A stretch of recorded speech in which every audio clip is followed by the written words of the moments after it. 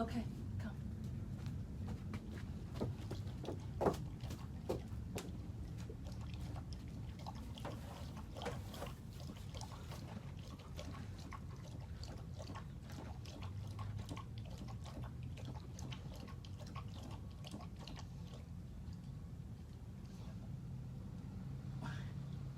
Good.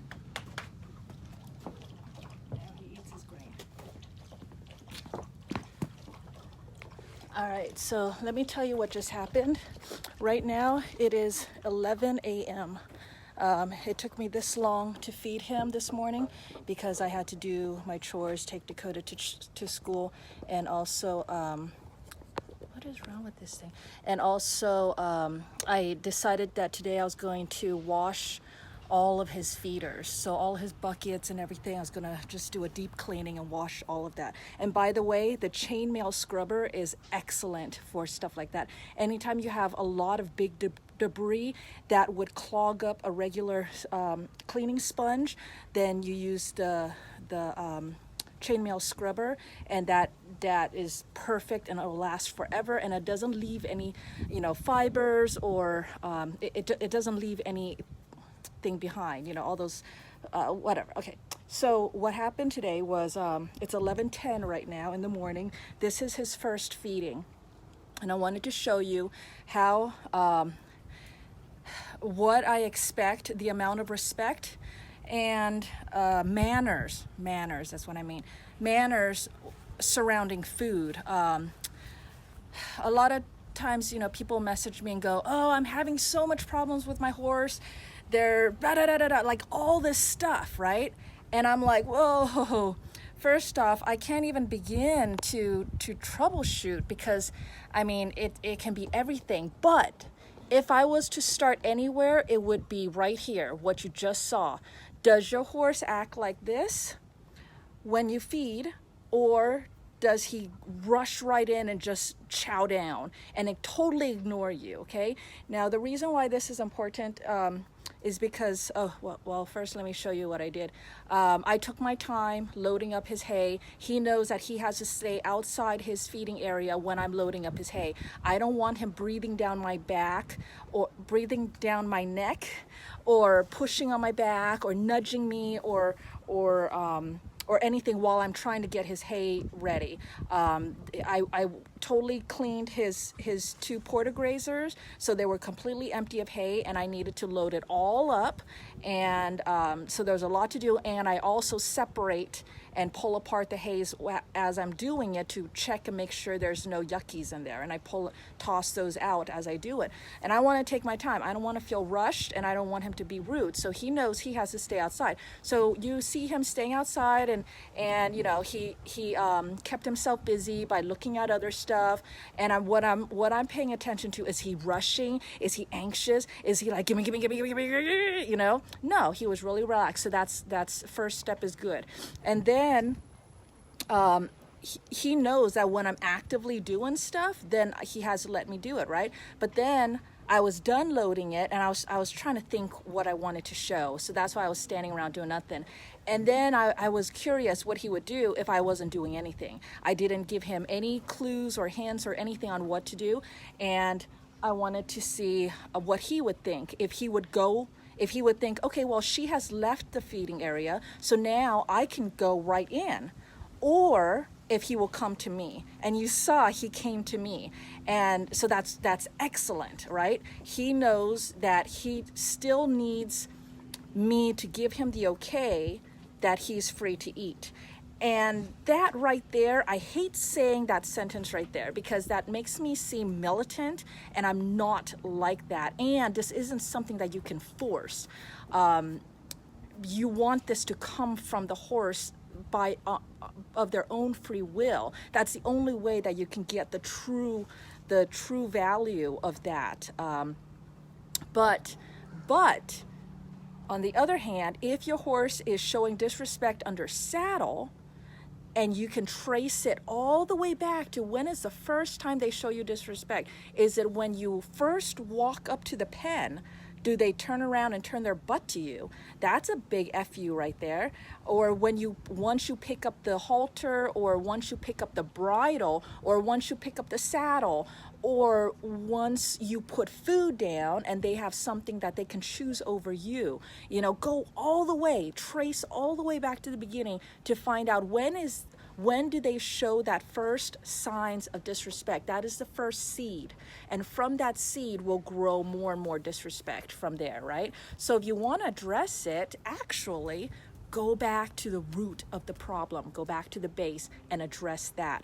So, what was I saying? So he came to me, and then I was like, okay, fine, but you're blocking the camera, so I need you to back up. So I was just telling him to back up. Now at this point, I basically set him up for failure in this whole experiment. Not really set him up for failure, but everything was stacked against him. It's 11:10 in the morning. He hasn't eaten. I've been busy washing his feeders. Everything is out of the ordinary. I broke the routine, all that. So it's all pretty much kind of setting him up for failure. And then he comes to me.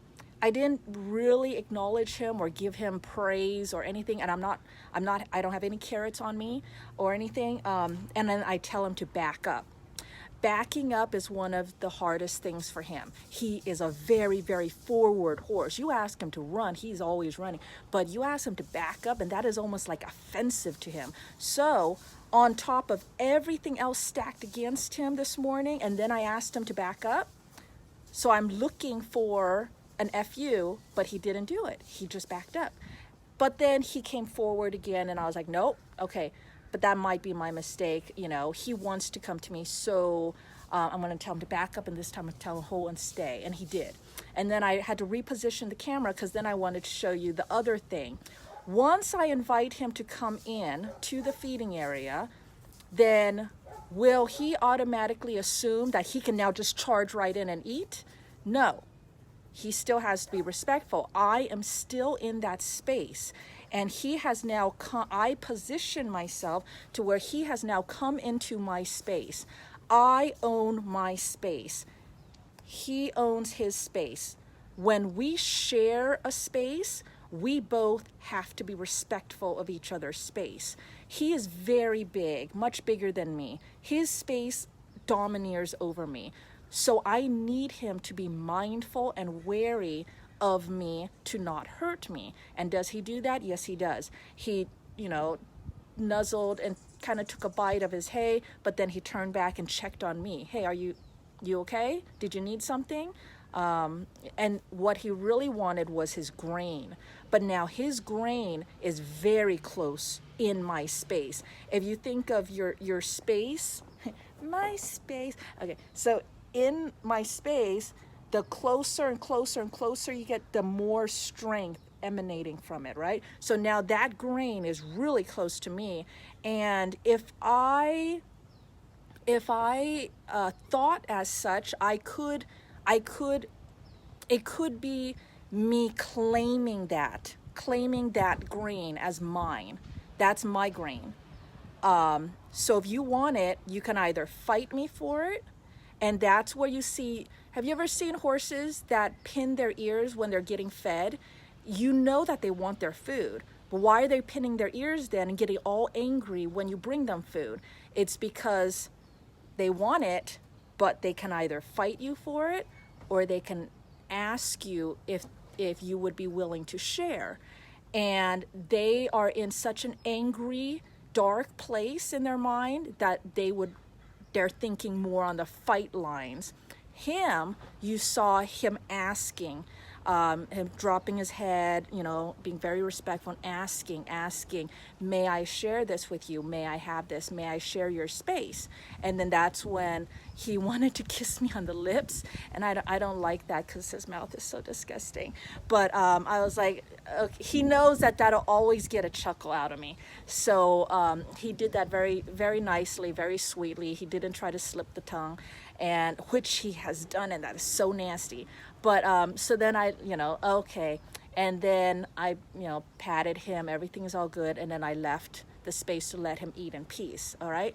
So something so simple and basic as feeding your horse, right? There's so much underlying communication going on in there. If I am working with a horse and the horse charges right in, shoves me out of the way, goes straight into their food, pins their ears to chase me away, turns their butt at me and keeps giving me side eye, like, get away, this is mine, this is mine. That is a huge red flag. I would be very concerned about riding this horse, right? Because when you're riding them, you really need for your mind and their mind to be on the same page. And if they are already coming into it, even before you even think about riding, you're just feeding them. But right from the beginning, they're already coming into it with that attitude, with the pin back ears and stuff. Why would you expect them to be all, like this with you then and change their mind just because you get on their back? If anything, it would only get worse. It would get worse. The more pressure you put on them, the more they get closer to threshold, the more stresses. And then that's when you see, you ever wonder when something seemingly very small happens and the horse all of a sudden just explodes out of the blue, no warning, throws the rider and then takes off and bolts, right? That's because they've hit their threshold, and it wasn't that one thing. It had been going on. It had been building forever and ever. And that's why you have to see it from the root of the problem. Not a lot of people talk about the mental state of your horse. And I really look at that because all of this stuff, this liberty and all that, it's all based on the mental state of the horse. And my desire to get him to, it's like when I say, you ever heard that when the husband goes, what, fine, you want me to do the dishes? I'll do the dishes. And then the woman, I think I saw this in a movie. And then the woman goes, no, I don't want you to do the dishes. I want you to want to do the dishes, It is exactly that, where you don't want the horse to just do it. You want the horse to want to do it and want to do it with you and want to stay with you, because that's how you get something more solid, and that's how you work on the relationship. So he's still over there eating. I still have some more cleaning to do, but I just wanted to, hopefully this was a good example. I feel like this was a really good example. But let me know in the comments, and thanks for watching, and I'll talk to you guys later. Bye.